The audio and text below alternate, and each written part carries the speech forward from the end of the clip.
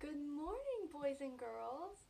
Today, now I know it's almost summer and it's getting pretty warm outside, but today we're going to be taking it all the way back to winter and talking about something that's very cold and it comes from the sky, and sometimes we miss school because of it.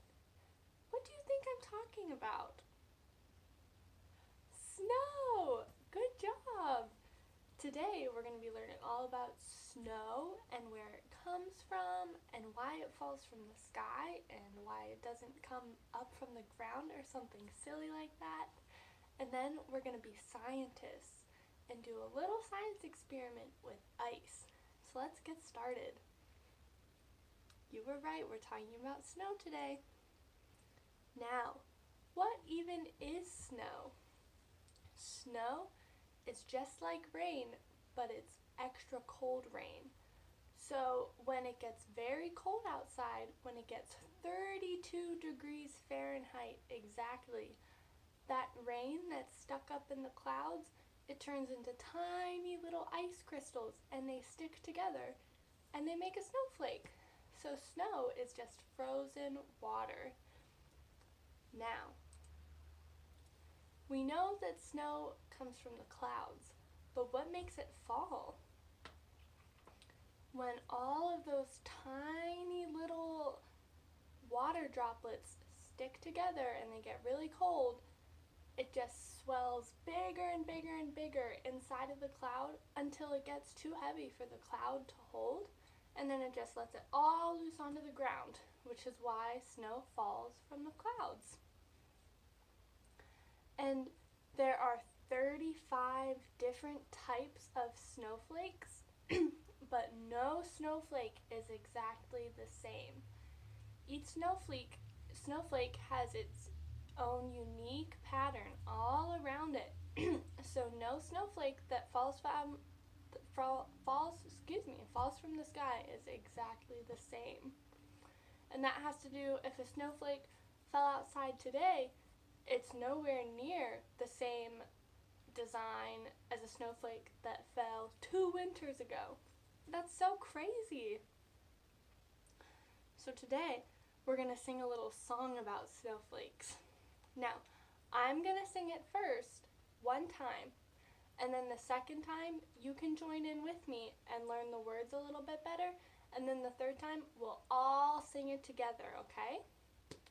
Ready? It goes like this. I'm a little snowflake, look at me. No other snowflake is just like me. I am so unique as you can see, and just as special as can be. Okay, now you join in with me. If you remember the words, we'll sing it 2 more times. I'm a little snowflake, look at me. No other snowflake is just like me. I am so unique as you can see, and just as special as can be. Okay, one more time, boys and girls. Ready, all together. I'm a little snowflake, look at me. No other snowflake is just like me. I am so unique as you can see, and just as special as can be. Good job, boys and girls. You are great singers, friends. So that takes us to our science experiment today. And we're going to be talking about ice. We're going to be using ice cubes, as you can see here. Now, ice forms when it rains and it gets really cold outside. What's the temperature again where water can freeze that we learned when water turns into snow? 32, very good, 32 degrees. When it rains or when snow falls and then it gets really hot outside and the snow melts and then it gets cold again, that makes ice when it hits 32 degrees. Good memory. But then it gets too cold before the water has the chance to dry. So that rain or that melted snow turns to ice.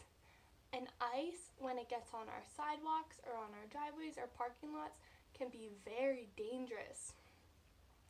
Now, our mommies and daddies in the winter, we see them go outside, maybe on your driveway or on your sidewalk, and they put something special down on that surface to help melt the ice. Do you know what they put down on there? What do you think would melt the ice? Those are all very good guesses. They do put salt down. Salt melts the ice. And today we're going to be testing. We're going to have 5 ice cubes, and we're going to test 4 ingredients that we can find in our kitchen. And we're going to test and see which of those ingredients melts the ice the fastest. Do you boys and girls think that salt melts it the fastest? Yeah? Because that's what we use on our sidewalks, right? Well, we're going to use salt, we're going to use hot water, cold water, and sugar. And we're going to see which of those ingredients melts our ice cubes the fastest. Okay, now I'm going to come out of character a little bit. At this point in my lesson, if I were teaching to my peers or to an actual preschool class, I would usually use a transition to either go, if I was just teaching to my peers, to a different table to gather around to do the experiment, or if I were in a classroom, I would say, now let's waddle like penguins in the snow over to our sensory table or over to our experiment table or wherever we're doing the experiment. But I would turn that into a transition activity. Okay, friends, so again, we're going to see who thinks that salt, sugar, hot water, or cold water will melt our ice cubes the fastest. So at this point in my lesson, I would go around to each student and make a tally mark for who thinks which ingredient will melt the ice cube the fastest. And then I would integrate a little bit of a math lesson into it. I would count the tallies with my students using one-to-one correspondence. I would explain that 4 lines with a dash in the middle means 5, and just practice counting with each one and taking votes for each section. Okay, boys and girls, so we have 5 ice cubes here. They're already melting a little bit. So here we have our sugar. So we're going to put sugar on this ice cube, all over it. And then we're going to take our salt, put it on this ice cube.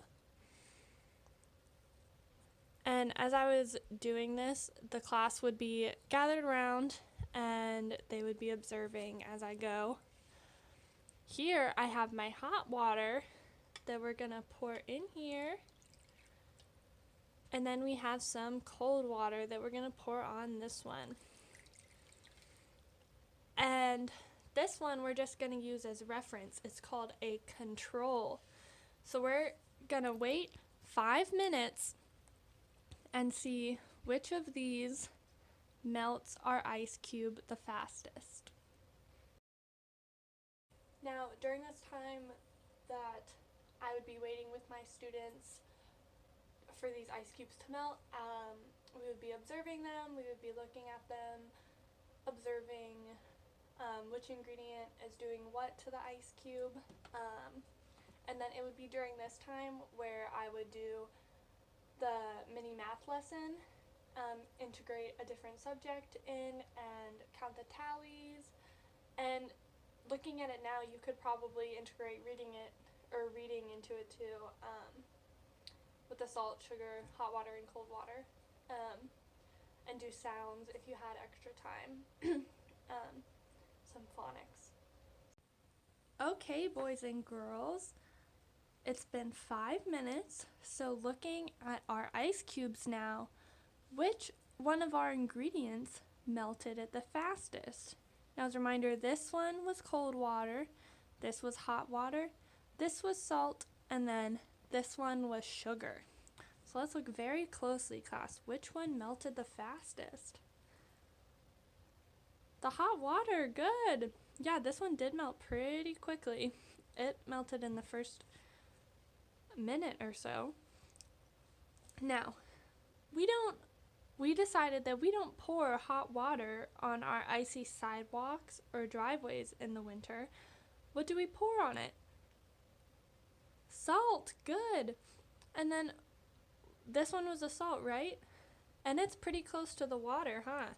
So the salt melted it the second fastest, right? Yeah, very good observations. Now, why is it not smart to pour hot water on ice to melt it?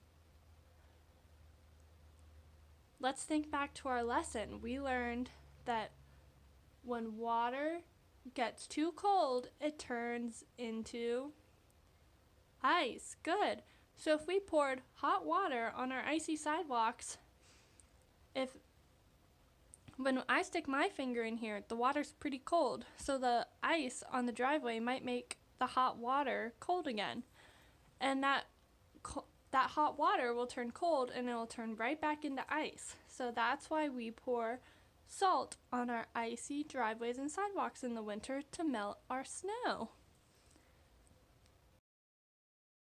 Friends, you are awesome scientists today. We learned all about snow and why it falls from the sky, how it comes from the clouds. We learned about ice and what makes it melt.